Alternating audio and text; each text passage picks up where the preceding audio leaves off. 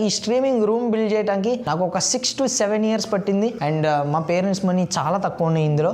నేనే చాలా కష్టపడి బిల్డ్ అయితే చేసుకున్నాను. సో పదండి, నా 6-7 సంవత్సరాల కష్టాన్ని ఇప్పుడు నేను మీకు చూపిస్తాను. Let's go.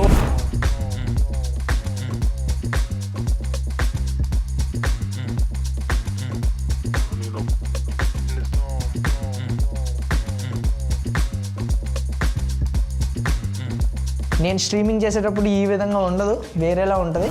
ఈ విధంగా ఉంటుంది. This is my streaming room. నేను రోజు మీకు ఇక్కడ నుంచే స్ట్రీమ్ అయితే చేస్తాను.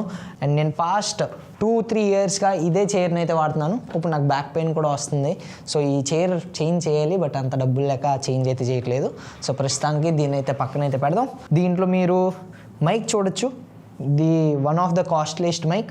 ఇది ఒక ₹1,00,000 ఉంటుంది మొత్తం మైక్ సెటప్ అంతా కలిపి. బట్ ఇది నేను ఒక 2 to 3 yearsగా వాడుతున్నా. So each and every penny worth it అనమాట వచ్చేసింది.